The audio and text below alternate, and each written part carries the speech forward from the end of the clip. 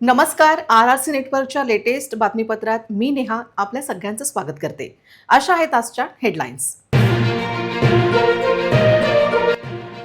Headlines प्रायोजक RRC broadband, अकोल्यातील सर्वात स्वस्त आणि वेगवान कनेक्शन.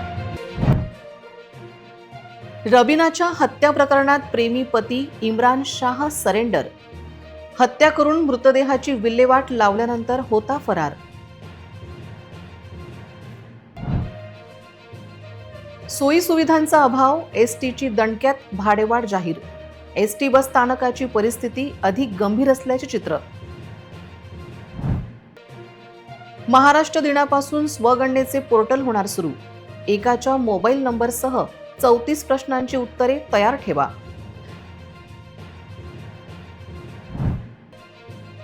समृद्धीवर मनसेचा खळखट्याक. मुजोर कंत्राटदाराला अधिकाऱ्यांसमोरच तुडवलं.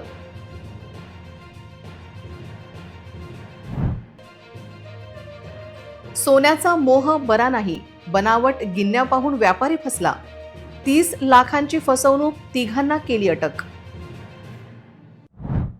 आता सविस्तर बातम्या. अन्नपूर्णा माता मंदिर परिसरात मोकळ्या जागेत महिलेचा अर्धवट जळालेला मृतदेह आढळला होता. यामुळे परिसरात खळबळ उडाली. ही हत्या की घातपात याचा तपास पोलीस करीत असताना मृत महिलेच्या पतीनेच पत्नीची हत्या केल्याचा दावा केला आहे. त्याच्या या दाव्यात किती सत्यता आहे हे तपासले जात आहे. अन्नपूर्णा माता मंदिराजवळ अर्धवट जळालेला मृतदेह उत्तरीय तपासणीसाठी सर्वोपचार रुग्णालयात पाठवला आहे. तर महिलेची ओळख पटविण्याचे प्रयत्न सुरू केल्यानंतर या महिलेच्या पतीने दावा केला असून त्याच्या पत्नीचा तो मृतदेह असल्याचे त्याने सांगितले. बार्शीटाकळी येथील शाह नामक इसमाने हा दावा केल्याची माहिती समोर येत आहे. पोलिसांनी परिसरातील CCTV फुटेज तपासण्यास सुरुवात केली असून संशयितांच्या हालचालींचा मागोवा घेतला जात आहे. तसेच स्थानिकांकडून माहिती गोळा करून तपासाची दिशा ठरविण्यात येत आहे. महिलेची आधी हत्या करून पुरावे नष्ट करण्याच्या उद्देशाने मृतदेह जाळण्यात आला असावा असा संशय व्यक्त केला जात आहे. मात्र याबाबत अधिकृत पुष्टी अद्याप झालेली नाही. उत्तरीय तपासणी अहवालातून मृत्यूचे कारण कळू शकेल. यंदाच्या उन्हाळी सुट्ट्यांमध्ये जर तुम्ही एसटीने जाण्याचा विचार करत असाल तर तुम्हाला आता अधिकचे पैसे मोजावे लागणार आहेत. राज्य परिवहन महामंडळाने सुट्टीचा हंगाम लक्षात घेता 15 एप्रिलपासून 10% हंगामी भाडेवाढीसह प्रति तिकिटामागे ₹2 असा स्वच्छता अधिभार घेण्याचा निर्णय घेतला आहे. उन्हाळी भाडेवाढ ही केवळ 2 महिन्यांसाठी असून स्वच्छता अधिभार ही कायमस्वरूपी असणार आहे. एसटी महामंडळाकडे सफाई कर्मचाऱ्यांची कमतरता आहे. त्यामुळे एसटी गाड्यांसह स्थानके आणि आगार स्वच्छतेसाठी कंत्राटदारांची नियुक्ती करण्यात येणार आहे. ही दरवाढ विशेषतः साधी बस म्हणजे लालपरी, मिडी बस, जलसेवा आणि रात्रसेवा देणाऱ्या गाड्यांसाठी लागू असेल. महामंडळाच्या अधिकाऱ्यांनी दिलेल्या माहितीनुसार आता प्रौढ प्रवाशांसाठी बसेसच भाडे प्रतिटप्पा हा ₹12 असेल आणि लहान मुलांसाठी हे भाडे ₹7 ठरवण्यात आले आहे. 15 एप्रिल ते 15 जून या कालावधीसाठी एसटीची भाडेवाढ लागू होणार आहे. भाडेवाढ केवळ साध्या बसगाड्यांसाठी असेल. भाडेवाढीतून हिरकणी, शयनयान, शिवशाही, जनशिवनेरी, शिवनेरी या गाड्यांसह इतर बसगाड्यांना वगळण्यात आले आहे. तसेच महिला सन्मान योजना, ज्येष्ठ नागरिक, अमृत ज्येष्ठ नागरिक आणि अन्य सवलतधारी प्रवाशांना हा अधिभार लागू असणार नाही. आवडेल तिथे प्रवास योजनेअंतर्गत 4 आणि 7 दिवसांचा पास देण्यात येतो. अशा प्रवाशांसाठी ₹5 अधिभार असणार आहे. पास देताना प्रवाशांकडून ही रक्कम वसूल करण्यात येणार आहे. आगाऊ आरक्षणातून काढलेल्या पासवर स्वच्छता अधिभार असणार नाही. एसटीच्या बसगाड्या भाडेतत्वाने घेणाऱ्यांना प्रतिबस ₹50 इतका अधिभार द्यावा लागणार आहे, असे एसटी महामंडळाने स्पष्ट केले आहे. या भाडेवाढीमुळे एसटीचा लांब पल्ल्याचा प्रवास ₹90 ते ₹100 महागणार आहे. दरम्यान गर्दीच्या हंगामात भाडेवाढ करण्याची एसटी महामंडळाला परवानगी आहे. त्यानुसार गर्दीच्या हंगामात तात्पुरत्या स्वरूपाची भाडेवाढ केली जाते. गेल्या वर्षी दिवाळीमध्ये एसटी महामंडळाने जाहीर केलेली 10% हंगामी भाडेवाढ प्रवासी रोषांमुळे रद्द केली होती. आत्ताच तुम्ही एसटीची दरवाढीची बातमी पाहिली, पण आज RRC न्यूजने एसटी बस स्थानकाचा उन्हाळ्याच्या सुट्टीचा पार्श्वभूमीवर घेतलेला आढावा पाहू. संपूर्ण राज्यात बस स्थानके स्वच्छ राहावीत आणि प्रवाशांना सोयी सुविधा मिळाव्यात या उद्देशाने हिंदू हृदय सम्राट बाळासाहेब ठाकरे स्वच्छ व बसस्थानक अभियान राबवले जात आहे. मात्र हे अभियान किती गांभीर्याने राबवले जाते याची प्रचिती अकोला शहराच्या नवीन बस स्थानकाची विदारक अवस्था पाहून येत आहे. अकोल्याचे नवीन बसस्थानक स्वच्छता सर्वेक्षणाच्या अ वर्गात येते. या अभियानांतर्गत उत्कृष्ट कार्य करणाऱ्या बसस्थानकांना पुरस्कार दिले जाणार आहेत.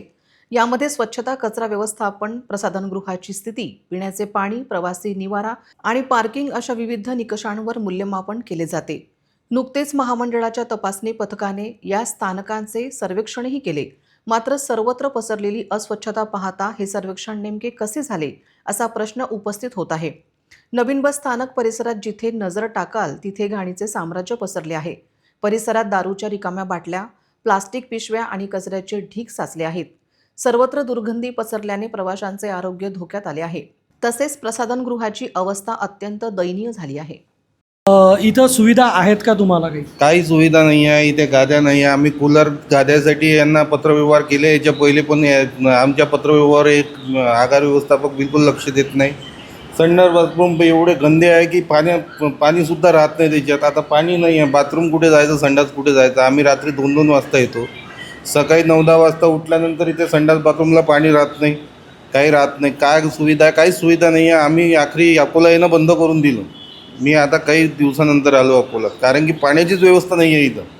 आताही पाणी नाही आहे. जेवणाकरिता खराब पाण्याने हात धुणं पडते बॉटलच्या, जे आम्ही डेपोतून भरून आणतो त्या पाण्याने हात धुणं पडते. म्हणजे इथं कुठल्याच पाण्याची व्यवस्था नाही आहे, साफसफाई नाही आहे. काही साफसफाई नाही. तुम्ही बघू शकता की एवढं गंद बाथरूम, संडास बाथरूम करून ठेवला की येतात ते झाडू मारते, ते खराट्याने असं साफसूफ करते, तो निघून जाते. काही साफसफाई नाही आहे. पत्रव्यवहार केल्यावरही काही प्रतिक्रिया आली? काही प्रतिक्रिया नाही. आम्ही गादी आणि कूलरसाठी पत्रव्यवहार केले होते आणि संडास बाथरूमसाठी बी केलं होतं, साफसफाई नाही आहे म्हणून. पण आगार व्यवस्थापक काहीच त्याच्यावर लक्ष देत नाही. शौचालयाला पाणी नाही आहे. आम्ही इथं नाईट आऊटला येतो मुक्कामाला, संभाजीनगरहून अकोल्याला. आम्हाला इथं पाण्याची सुविधा नाही आहे. आम्ही शौचालय तिकडं खाली जावं लागतं आम्हाला, सुलभ शौचालयामध्ये. तर तिकडे पैसे द्यावे लागतात. देतो आम्ही 5-5 रुपये. म्हणजे तो खर्च एक्स्ट्रा तुमचा सुरू होऊन जातो. आणि आंघोळीला आहे इथं व्यवस्था केलेली त्यांनी, पण पाणी नसल्यामुळे आम्हाला आंघोळ पण करता नाही येत. एवढी बिकट परिस्थिती आहे की रात्री 2, 2:30, 3 वाजता कधी कोणी मध्यरात्री येतो आणि त्याला जर वॉशरूमला जायचं असेल तर बाथरूममध्ये, टॉयलेटमध्ये पाणीच नाही आहे. काय अवस्था असेल त्याची. तो थकून येतो बिचारा गाडी चालून इथपर्यंत. 10-10, 12-12 तासचा रन असतो. पण एवढं केल्यानंतर इथं आल्यानंतर त्याला वाटतं की मी थोडं निवांत झोपेल, तर इथं ऑलरेडी कुठलीच व्यवस्था झालेली नाही आहे. काय झालं अजून? नाही, मी मागच्या वेळेस तुम्हाला सांगितलं होतं, आपण पत्रव्यवहार केलेला आहे वरिष्ठ कार्यालयासोबत. तिकडून सँक्शन झाले तर येऊन जाणार. तर ते जिथं प्रवासी गाडीची वाट बघतात तिथे सगळेच पंखे बंद आहेत. आपण बघू शकता जे प्रवासी आहेत त्यांना कुठलीच सुविधा मिळत नाही आहे. परंतु या इकडे सर, तुमचे पंखे चालू आहेत पण प्रवाशांचे पंखे का बरं बंद आहेत? फक्त 2 मिनटात चालू होते. सफाई चालू होती. त्या लोकांनी सांगितलं 2 मिनटात सुरू करतो. फक्त सफाई सुरू आहे. 2 मिनटं थांबा, करतो. सफाई तर कुठे दिसली नाही सर आम्हाला सुरू ते असताना. आता सुरू होती. ते मला येऊन सांगतील कामगार. मी फक्त 2 मिनटात सुरू करतो. देशाच्या 2027च्या घर नोंदणी आणि घर गणना मोहिमेसाठी केंद्र सरकारने तयारी पूर्ण केली असून यासाठी अधिकृत प्रश्नावली प्रसिद्ध करण्यात आली आहे. या मोहिमेचे सर्वात महत्त्वाचे वैशिष्ट्य म्हणजे नागरिक सेन्ससच्या पोर्टलवर जाऊन स्वतःची माहिती नोंदविता येईल. जनगणनेमध्ये स्वगणना हा प्रकार यंदा पहिल्यांदाच करण्यात आला आहे. महाराष्ट्रासाठी हे पोर्टल 1 मे रोजी ओपन होणार असून ते 15 मे पर्यंत खुले असेल अशी माहिती प्राप्त झाली आहे. यावेळी एकूण 34 प्रश्नांचा समावेश असलेली विस्तृत प्रश्नावली तयार करण्यात आली आहे.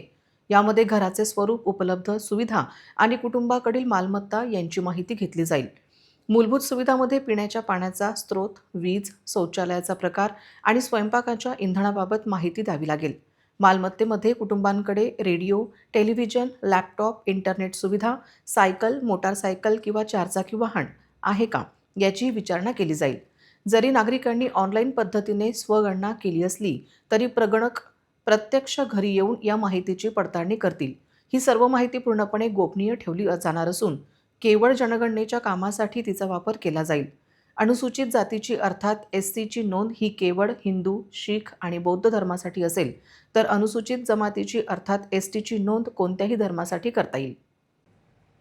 समृद्धी महामार्गावर प्रवाशांच्या जीवाशी खेळणाऱ्या प्रशासनाचा आणि मुजोर कंत्राटदाराचा मनसेने स्टाईलमध्ये चांगलाच समाचार घेतला. आपत्कालीन सेवांमधील भीषण हलगर्जीपणामुळे एका निष्पाप व्यक्तीचा बळी गेल्याचा संताप व्यक्त करत मनसे कार्यकर्त्यांनी बैठकीतच कंत्राटदाराला चांगलाच प्रसाद दिला.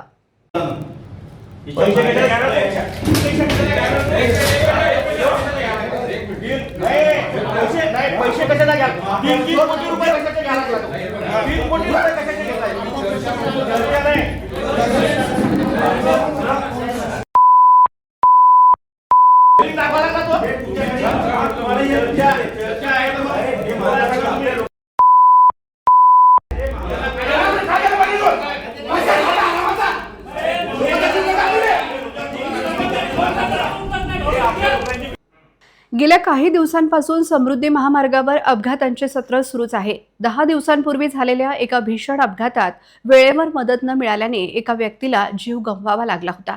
या गंभीर प्रकरणावर जाब विचारण्यासाठी अधिकारी, पोलीस आणि मनसे पदाधिकारी यांची बैठक बोलवण्यात आली होती. मात्र यावेळी कंत्राटदाराने चुका सुधारण्याऐवजी अरेरावीची भाषा वापरत उडवाउडवीची उत्तर देण्यास सुरुवात केली. कंत्राटदाराची उद्धट वागणूक पाहून मनसे कार्यकर्त्यांचा संयम सुटला आणि अधिकाऱ्यांच्या समोरच त्याला बेदम चोप देण्यात आला. समृद्धी महामार्ग म्हणजे मृत्यूचा सापळा बनत चालला असून कंत्राटदार केवळ पैसे लुटण्यात मग्न असल्याचा घणाघाती आरोप यावेळी करण्यात आला. हलगर्जीपणामुळे झालेल्या मृत्यूला जबाबदार धरून संबंधित कंत्राटदारावर तात्काळ मनुष्यवधाचा गुन्हा दाखल करावा. सुरक्षा व्यवस्थेत कुचराई करणाऱ्या कंत्राटदाराचे कंत्राट रद्द करून त्याला काळ्या यादीत टाकावे. जर आपत्कालीन सेवांमध्ये सुधारणा झाली नाही तर यापेक्षाही तीव्र खट्याक आंदोलन करण्याचा इशारा मनसेने दिला आहे. या राड्यामुळे समृद्धी महामार्गावरील सुरक्षेचा प्रश्न पुन्हा एकदा ऐरणीवर आला असून आता प्रशासन या मुजोर कंत्राटदारावर काय कारवाई करते याकडे सर्वांचे लक्ष लागले आहे. 3 ते 4 वर्षापासून यालाच ठेका भेटत आहे, परंतु आपत्कालीन सेवा ही फक्त कागदावरच आहे.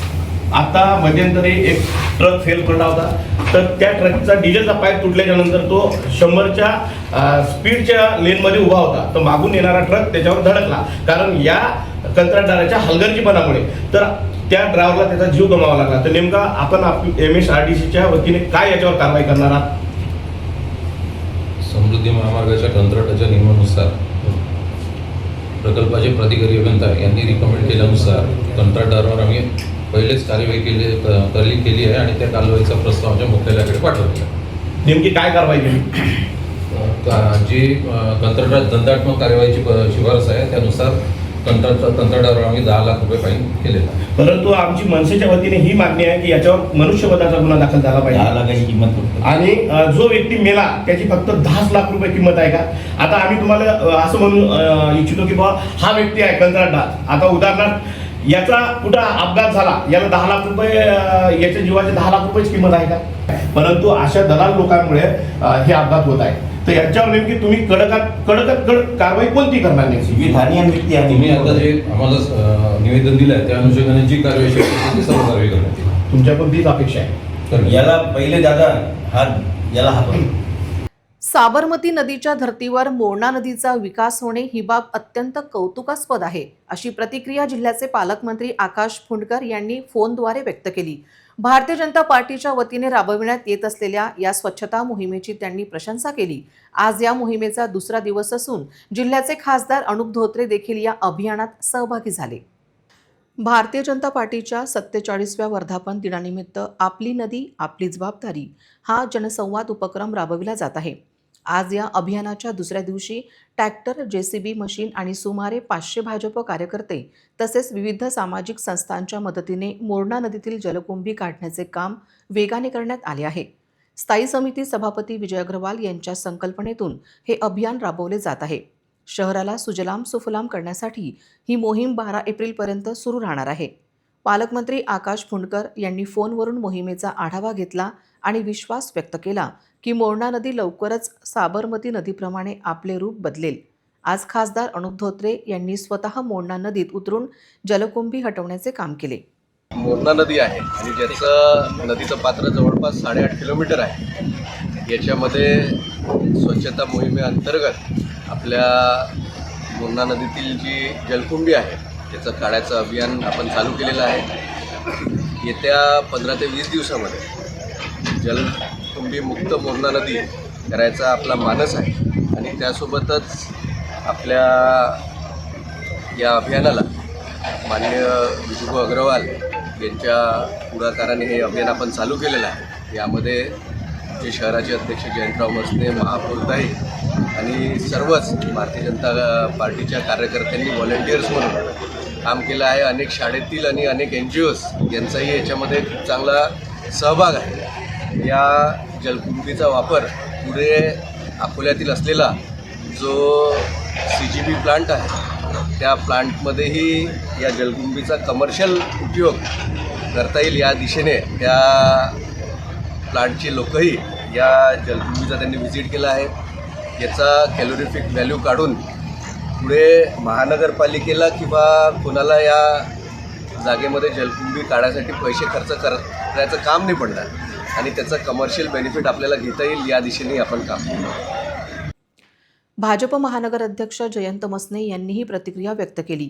आम्ही सर्वांनी भारतीय जनता पार्टीचे आमचे नेते रणधीर भाऊ असो, भाऊ आहेत, तुझी भाऊ आहेत, आमच्या महापौर शारदाताई सर्वांनी ठरवलं किंवा मोठे मोठे कामं केल्याशिवाय आपल्या शहराची जे मुख्य नदी आहे मोरणा नदी इथे स्वच्छता अभियान राबवू आणि 7 तारखेपासून अभियान आम्ही काल चालू केलेलं आहे. जवळपास 12 तारखेपर्यंत अभियान राबवण्याचा आमचा विचार होता. काम पाहता जर नदी स्वच्छ निघाली तर 2-3 दिवस आम्ही परत याला वाढून आपल्या शहरातील मोरणा नदी सर्व जलकुंभी काढण्याचा प्रयत्न करू. ही स्वच्छता मोहीम 3 पोकलँड, 4 JCB आणि 10 ते 12 ट्रॅक्टरच्या सहाय्याने राबवली जात आहे. भाजपचे पदाधिकारी, महानगरपालिका प्रशासन आणि शेकडो कार्यकर्ते दररोज यात श्रमदान करत आहेत. या मोहिमेत जास्तीत जास्त नागरिकांनी सहभागी व्हावे असे आवाहन भाजपच्या वतीने करण्यात आले आहे. या मोहिमेच्या दुसऱ्या दिवशी आमदार रणधीर सावरकर, खासदार अनुप धोत्रे, विजय अग्रवाल, महापौर शारदा खेडकर, महानगर अध्यक्ष जयंत मसने, उपमहापौर अमोल घोगे, मनपा गटनेता पवन महल्ले यांच्यासह संजय गोटफोडे, डॉक्टर अभय जैन, संतोष पांडे, संदीप गावंडे आणि मोठ्या संख्येने भाजप पदाधिकारी व कार्यकर्ते उपस्थित होते. अकोट तालुक्यातील रंभापूर फाटा ते सावरा, सावरा ते अकोट आणि अकोट ते हिवरखेड या मार्गावर सुरू असलेल्या सिमेंट रस्त्याच्या चौपदरीकरणाच्या कामामुळे नागरिकांचे जगणे अक्षरशः धुळीत मिळाले आहे. रंगापूर फाटा, सावरा अकोट हिवरखेड मार्गावर सध्या सिमेंट रस्त्याचे काम सुरू आहे. मात्र जुना रस्ता उखडून टाकल्यानंतर योग्य नियोजन न करता काम सुरू करण्यात आल्याने नागरिकांना मोठ्या समस्यांना सामोरे जावे लागत आहे. खोदकामानंतर उडणाऱ्या धुळीवर नियंत्रण ठेवण्यासाठी आवश्यक असलेली पाण्याची फवारणी केली जात नसल्याने रस्त्यावरून जाणाऱ्या वाहनांमुळे धुळीचे मोठे ढग हवेत उडत आहेत. त्यामुळे वाहन चालकांना समोरचे काहीच दिसत नसून अपघाताचा धोका मोठ्या प्रमाणात वाढला आहे. या मार्गावर दिवसरात्र अवजड वाहनांची वर्दळ असल्याने परिस्थिती आणखी गंभीर बनली आहे.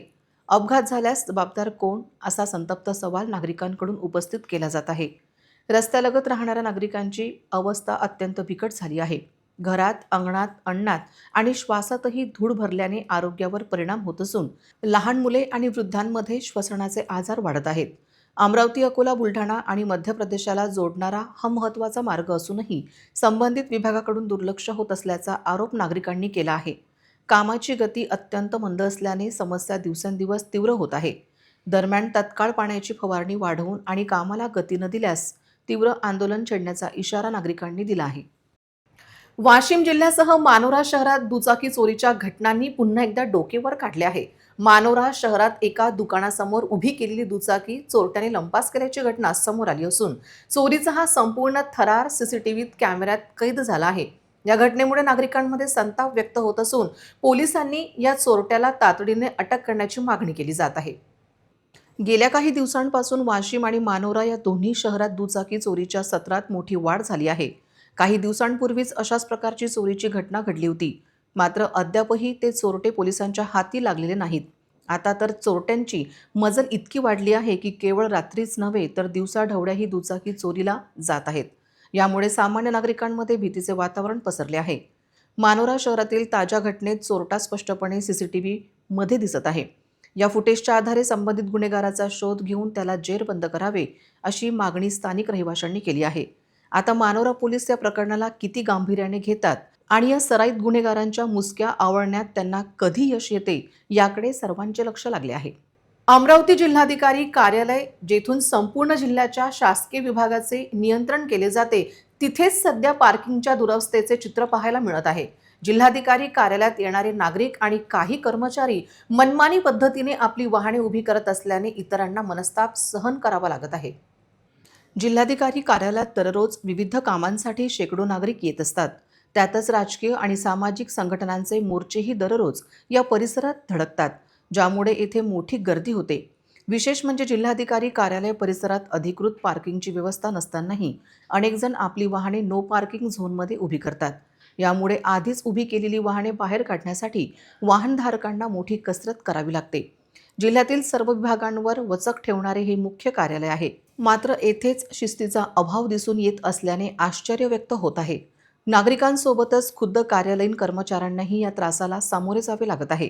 जिल्हाधिकारी आशिष येरेकर या अवस्थेकडे लक्ष देऊन पार्किंग यंत्रणेत सुधारणा करतील का आणि नो पार्किंगमध्ये गाड्या लावणाऱ्यांवर कठोर कारवाई होणार का, असा सवाल आता नागरिक विचारत आहेत. अकोला जिल्ह्यात उन्हाचा पारा वाढल्याने ग्रामीण भागात पाणीटंचाईचे चटके बसू लागले आहेत. बार्शीटाकडी तालुक्यातील धामणदरी गावात जलजीवन मिशन योजनेअंतर्गत खोदलेली विहीर कोरडी असल्याने संतप्त ग्रामस्थांनी आता थेट विहिरीत उतरून उपोषण करण्याचा इशारा दिला आहे. वाढत्या उष्णतेमुळे ग्रामस्थांना पिण्याच्या पाण्यासाठी वणवण फिरावे लागत आहे. यातच एक धक्कादायक बाब समोर आली आहे. ती म्हणजे शासनाच्या जलजीवन मिशन अंतर्गत धामणदरी गावात विहीर तर खोदण्यात आली, मात्र त्यात पाणी साठवण्याची कोणतीही ठोस व्यवस्था करण्यात आलेली नाही. परिणामी ही विहीर सध्या कोरडी ठाक पडली असून योजनेचा मूळ उद्देशच धोक्यात आला आहे. या पाणी टंचाईमुळे वैतागलेल्या ग्रामस्थांनी वारंवार जिल्हा परिषद पाणीपुरवठा विभाग आणि बार्शीटाकडी पंचायत समितीकडे तक्रारी केल्या, परंतु अद्याप त्यावर कोणतीही ठोस निर्णय घेण्यात आलेला नाही. प्रशासनाच्या या उदासीन कारभाराला कंटाळून अखेर ग्रामस्थांनी जलजीवन मिशनच्या याच कोरड्या विहिरीत उतरून उपोषण करण्याचा इशारा दिला आहे. आता तर जिल्हाधिकारी आणि जिल्हा परिषदेचे मुख्य कार्यकारी अधिकारी या प्रकरणाची दखल घेऊन योग्य ती कारवाई करतील का, असा संतप्त सवाल गावकरी विचारत आहेत.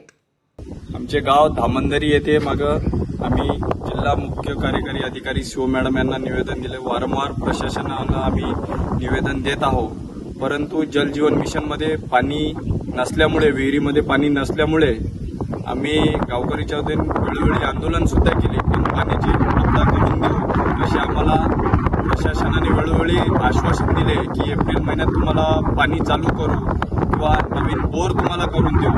वेळोवेळी असे आश्वासन देऊन उडवाउडवीचे उत्तर आम्हाला प्रशासन देत आहे. त्यामुळे आता लवकरात लवकर पाणी किंवा नवीन बोर नाही केल्यास आम्ही गावकरी आणि मी स्वतः या विहिरीमध्ये उतरून आंदोलन करणार आहे आणि मला काही झाल्यास याची संपूर्ण जबाबदारी ही प्रशासनाची राहील. वाशिम जिल्ह्यातील मालेगाव तालुक्यातून मोठ्या आर्थिक फसवणुकीचा प्रकार समोर आला आहे. बनावट सोन्याची नाणी देऊन सातारा जिल्ह्यातील एका सराफा व्यापाऱ्याला तब्बल 30 लाख रुपयांचा गंडा घालण्यात आला आहे. या प्रकरणी मालेगाव पोलिसांनी पती पत्नीसह तिघांविरोधात गुन्हा दाखल केला आहे. मिळालेल्या माहितीनुसार सातारा जिल्ह्यातील खटाव तालुक्यातील मायणी येथील किरण चंद्रकांत खांडेकर या सराफा व्यापाऱ्याची फसवणूक झाली आहे. मालेगाव तालुक्यातील डव्हा येथील विनोद मच्छिंद्र चव्हाण यांची पत्नी मीना चव्हाण आणि एका अज्ञात व्यक्तीने व्यापाऱ्याशी संपर्क साधला होता. आरोपींनी त्यांच्याजवळ जुन्या काळातील सोन्याची नाणी असल्याचे सांगून ती कमी दरात विकण्याची ऑफर दिली. विश्वास संपादन करण्यासाठी 28 मार्च रोजी 4 नाणी नमुना म्हणून देण्यात आली होती. ही नाणी मुंबईत तपासणीसाठी नेल्यावर ती खऱ्या सोन्याची असल्याचे निष्पन्न झाले. त्यामुळे व्यापाराचा आरोपींवर पूर्ण विश्वास बसला. यानंतर नियोजनपूर्वक अकोला वाशिम महामार्गावरील एका हॉटेलजवळ सकाळी सुमारे 7 वाजता व्यवहार ठरवण्यात आला. व्यापाऱ्याने आरोपींना 30 लाख रुपये रोख देऊन नाण्यांची भरलेली पिशवी घेतली. मात्र दुसऱ्याच दिवशी नाण्यांची पुन्हा तपासणी केली असता सर्व नाणी बनावट असल्याचे उघड झाले. फसवणूक झाल्याचे लक्षात येताच व्यापाऱ्याने आरोपींशी संपर्क साधण्याचा प्रयत्न केला, मात्र कोणताही प्रतिसाद मिळाला नाही. अखेर 7 एप्रिल रोजी मालेगाव पोलीस ठाण्यात तक्रार दाखल करण्यात आली. तक्रारीच्या आधारे पोलिसांनी विनोद चव्हाण, मीना चव्हाण आणि एका अज्ञात साथीदाराविरोधात फसवणुकीचे विविध कलमांखाली गुन्हा दाखल केला असून पुढील तपास सुरू आहे. किरण खांडेकर यांनी पोलीस स्टेशनला तक्रार दिली की त्यांची एकाने फसवणूक केलेली आहे. 500 ग्रॅम नकली सोने देऊन 30 लाख रुपयात त्यांची फसवणूक केलेली याबाबतची तक्रार पोलीस स्टेशनला प्राप्त झाली होती. त्यानुसार पोलीस स्टेशनला गुन्हा दाखल करण्यात आला आहे आणि पुढील तपास सुरू आहे. 3 लोकांविरोधात गुन्हा दाखल झाला आहे. विनोद मच्छिंद्र चव्हाण, त्यांची पत्नी मीना चव्हाण आणि त्यांचा एक नातेवाईक आहे, त्यांच्याविरुद्ध गुन्हा दाखल झालेला आहे आणि पुढील तपास सुरू आहे. पुन्हा एक नजर टाकूया आजच्या प्रमुख घडामोडींवर. हेडलाईन्स प्रायोजक RRC ब्रॉडबँड, अकोल्यातील सर्वात स्वस्त आणि वेगवान कनेक्शन. रबिनाच्या हत्या प्रकरणात प्रेमी पती इम्रान शाह सरेंडर. हत्या करून मृतदेहाची विल्हेवाट लावल्यानंतर होता फरार. सोयी सुविधांचा अभाव, एसटीची दणक्यात भाडेवाढ जाहीर. एसटी बस स्थानकाची परिस्थिती अधिक गंभीर असल्याचे चित्र. महाराष्ट्र दिनापासून स्वगणनेचे पोर्टल होणार सुरू.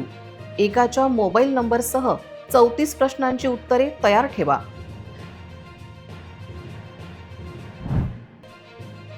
समृद्धीवर मनसेचा खळखट्याक. मुजोर कंत्राटदाराला अधिकाऱ्यांसमोरच तुडवलं.